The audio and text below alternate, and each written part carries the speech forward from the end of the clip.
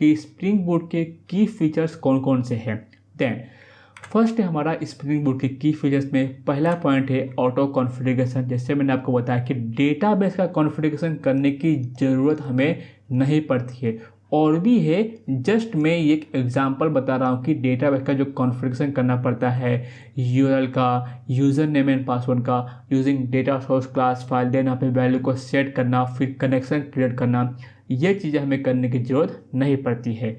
Then starter पॉम, ये क्या होता है? स्टार्टर पॉम मतलब हमारे एप्लीकेशन को क्रिएट करने के लिए हमारे पास एक फाइल होता है pom.xml, और ये चीज़ें हम लोग प्रोजेक्ट स्ट्रक्चर में समझने वाले हैं। अब ये ध्यान दीजिए कि pom.xml एक ऐसा फाइल है जहाँ पे हम लोग स्पेसिफाई करते हैं डिपेंडेंसी को। डिपेंडेंसी क्या होता है? किसी प्रोजेक्ट को क्रिएट करने के लिए कौन कौन से जार के ऊपर वो प्रोजेक्ट डिपेंडेंट है उसको बोलेंगे डिपेंडेंसी है। उस प्रोजेक्ट जो है वो इस जार के ऊपर डिपेंडेंट है, तो उस डिपेंडेंसी को हम लोग स्पेसिफाई करते हैं हमारे pom.xml के अंदर।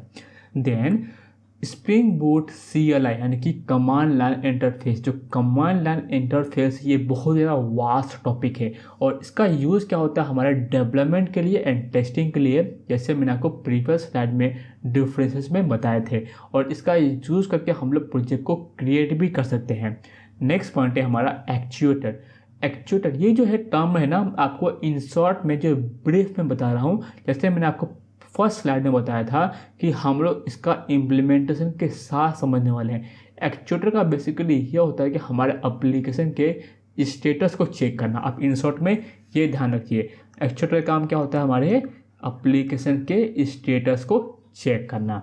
देन स्प्रिंग बूट इनिशियलाइजर, इसका यूज़ करते हैं हम लोग एप्लीकेशन को क्रिएट करने के लिए। क्या करते हैं हम लोग? एप्लीकेशन को क्रिएट करने के लिए, ठीक है।